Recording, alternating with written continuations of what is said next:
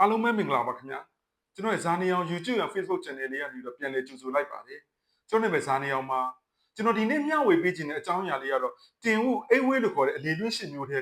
ကဒီဆိုတဲ့ဓာတ်ဖတ်ဝေးအကြောင်းလေးပဲဖြစ်ပါတယ်ဓာတ်ဖတ်ဝေးဆိုတာဘာလဲဓာတ်ဖတ်ဝေးဆိုတာ product ဒါမှမဟုတ်စားပစ်တစ်ခုခုမှာမှားယွင်းတာတွေချွေရင်းချက်တွေဖြစ်ပေါ်တာတွေ quality ပြဿနာတွေကြောင့်အသစ်ပြန်လည်ထုတ်လုပ်ရတာတွေပြုပြင်ရတာတွေနောက်ဆုံးအနေနဲ့ပစ္စည်းတွေကပြန်လည်အသုံးပြုလို့မရတဲ့အတွက်ဆွန့်ပစ်လိုက်ရတဲ့အတွက်ကြောင့်ဖြစ်ပေါ်လာတဲ့အလေလွင့်တွေကိုဓာတ်ဖတ်ဝေးလို့ခေါ်ပါတယ်ဆက်လက်ပြီးတော့လုပ်ငန်းတွေအတွင်းမှာဓာတ်ဖတ်ဝေးဖြစ်ပေါ်ရခြင်းအကြောင်းအချို့ကိုတင်ပြပေးမှာဖြစ်ပါတယ်ပထမဆုံးတစ်ချက်နဲ့ကျွန်တော်တို့ရဲ့လုပ်ငန်းတွေအတွင်းမှာ SOP တွေကိုစနစ်တကျမသတ်မှတ်ထားတာဖြစ်ပါတယ် SOP တွေကလုပ်ငန်းခွင်မှာစနစ်တကျသတ်မှတ်ထားတော့လေပြည့်စုံမှုမရှိတာတွေဝန်ထမ်းတွေအနေနဲ့ SOP ကိုသေချာမသိတာတွေ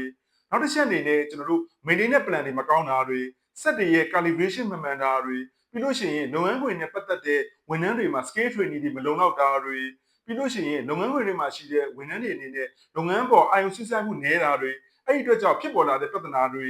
လုပ်ငန်းခွင်တွေမှာ process flow တွေ process design တွေမကောင်းတဲ့အတွက်ကြောင့်ဖြစ်ပေါ်လာတဲ့ပြဿနာတွေဒီချက်တွေကတော့ကျွန်တော်တို့ဓာတ်ဖတ်ဝေးဖြစ်ပေါ်ရခြင်းအကြောင်းအချို့ပဲဖြစ်ပါတယ်လုပ်ငန်းခွင်တွေမှာဓာတ်ဖတ်ဝေးကဘာကြောင့်အရေးကြီးလဲဆိုလို့ရှိရင်လုပ်ငန်းခွင်တွေမှာဓာတ်ဖတ်တွေများလာတဲ့အတွက်ကုန်ကျစရိတ်တွေတိုးလာမှာလည်းဖြစ်ပါတယ်ပထမဆုံးအနေနဲ့ကျွန်တော်တို့ review record တွေတိုးလာမှာလည်းဖြစ်ပါတယ်ပစ္စည်းတွေကိုပြန်လည်ပြင်ဆင်ရတဲ့အတွက်ကြောင့် labor time တွေ machine time တွေကိုကျွန်တော်ထပ်မံအသုံးပြုရမှာလည်းဖြစ်ပါတယ်နောက်တစ်ချက်အနေနဲ့ကျွန်တော်တို့ scrap cost တွေတက်လာမှာလည်းဖြစ်ပါတယ်ကုန်ပစ္စည်းတွေကပြန်လည်ပြင်ဆင်လို့မရတဲ့အတွက်နောက်ဆုံးမှာဆွန့်ပစ်လိုက်ရတဲ့အတွက်ကြောင့်လုပ်ငန်းခွင်မှာကုန်ကျစရိတ်တွေကျွန်တော်တက်လာမှာလည်းဖြစ်ပါတယ်နောက်တစ်ချက်အနေနဲ့ customer တွေရဲ့စိတ်ကျဉ်တဲ့မှုတွေကျွန်တော်ညှော်နှဲလာမှာလည်းဖြစ်ပါတယ် quality မကောင်းတဲ့ product တွေကို customer တွေကိုပေးလိုက်ပြီးတဲ့အခါမှာ customer တွေကပထမဆုံးအနေနဲ့ complaint တွေတက်လာမယ် return တွေပြန်လာမယ်အဲ့ဒီအတွက်ကြောင့် brand image တွေကျွန်တော်တို့ကျလာနိုင်ပါတယ်နောက်ဆုံးတစ်ချက်အနေနဲ့ production delay တွေဖြစ်သွားနိုင်ပါတယ် defect တွေဖြစ်လာရင် production line တွေကရက်ပြီးတော့မှဖြစ်လာတဲ့ defect တွေကိုပြန်လည်ပြင်ဆင်ရတဲ့အတွက်ကြောင့် production time တွေမှာကျွန်တော် delay တွေဖြစ်သွားနိုင်ပါတယ်ဆက်လက်ပြီးတော့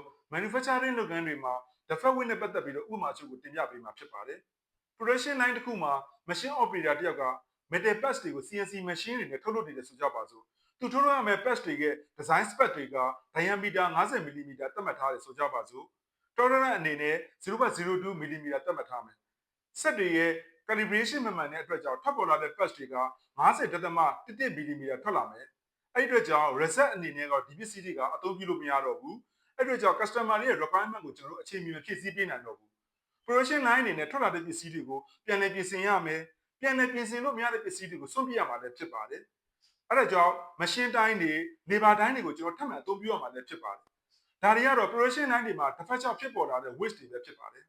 distribution ဝယ်ရောက်ဌာနတွေမှာလည်းတစ်ဖက် waste တွေရှိပါတယ်ဥပမာအနေနဲ့ operator တယောက်က customer order ပေးရမှာကုန်ပစ္စည်းအချို့ကိုမှားယွင်းစွာ pick up ပြီးတော့ shipping လုပ်လိုက်မယ်ဆိုကြပါစို့အဲ့ဒီအတွက်ကြောင့် customer တွေ complaint တွေတက်လာမယ် return တွေပြန်လာမယ်ပြီးလို့ရှိရင်ပစ္စည်းအမှန်ကို customer တွေကိုပြန်လည်ပို့ဆောင်အောင်မှာလည်းဖြစ်ပါတယ်အဲ့ဒီအတွက်ကြောင့် transportation cost တွေတက်လာမယ် holding cost တွေတက်လာမယ်ဒါတွေဟာတစ်ဖက်ကြောင့်ဖြစ်ပေါ်လာတဲ့ waste တွေပဲဖြစ်ပါတယ်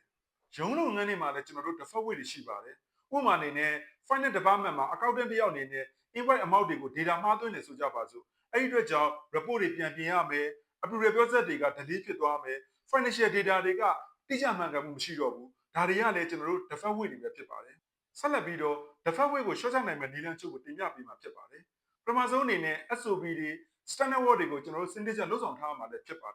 ်လုပ်ငန်းခွင်တွေမှာလုပ်ငန်းလုပ်ကိုင်မှုအဆင့်ဆင့်ကို step by step အနေနဲ့ standardize ဖြစ်အောင်လုပ်ဆောင်ထားရမှာလည်းဖြစ်ပါတယ်နောက်တစ်ချက်အနေနဲ့ Poker Yogi စနစ်ကိုအသုံးပြုရမှာလည်းဖြစ်ပါတယ် human error မဖြစ်အောင်လို့ system design တွေကိုကျွန်တော်အသုံးပြုပြီးလုပ်ဆောင်ထားရမှာလည်းဖြစ်ပါတယ်နောက်တစ်ချက်အနေနဲ့ quality inspection စစ်ဆေးတာတွေကိုလုပ်ငန်းရဲ့နောက်ဆုံးမှာစစ်ဆေးတာမျိုးမဟုတ်ဘဲနဲ့ process တစ်ခုချင်းစီတိုင်းမှာ control point တွေထားရမှာလည်းဖြစ်ပါတယ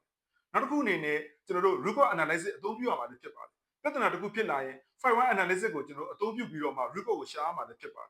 ်နောက်ဆုံးတစ်ချက်အနေနဲ့ continuous improvement ကိုင်ဆန်ကိုအသုံးပြုရမှာလည်းဖြစ်ပါတယ် process တိုင်းကိုစိစက်မပြတ်တိုးတက်အောင်ဆောင်ရွက်ပြီးတော့မှ default weight တွေကိုကျွန်တော် short ချရမှာလည်းဖြစ်ပါတယ်ဒီချက်တွေကတော့ default weight ကို short ချနိုင်မယ့်နည်းလမ်းအချို့ပဲဖြစ်ပါတယ်ကျွန်တော်ဒီနေ့ဗီဒီယိုလေးမှာတော့ default weight ဆိုတာဘာလဲ default weight ဖြစ်ပေါ်လာရခြင်းအကြောင်းရင်းတွေဥပမာတွေနဲ့ short ချနိုင်မယ့်နည်းလမ်းအချို့ကိုတင်ပြပေးပြီးဖြစ်ပါတယ်ကျွန်တော်နောက်ဗီဒီယိုတွေမှာလည်းကြန့်ရှိနေတဲ့ weight အကြောင်းတွေရဲ့လူချင်းမင်းတို့ရဲ့လုပ်ငန်းဝင်တိုးတက်ရေးအတွက်ထောက်ကူဖြစ်စေမယ့်ဗီဒီယိုလေးတွေကိုဆက်လက်တင်ပြပေးမှာဖြစ်တဲ့အတွက်ကျွန်တော် channel လေးကိုစောင့်မျှော်ကြည့်ရှုအားပေးဖို့ကိုလည်းဖိတ်ခေါ်ပါရစေအားလုံးကိုကျေးဇူးတင်ပါတယ်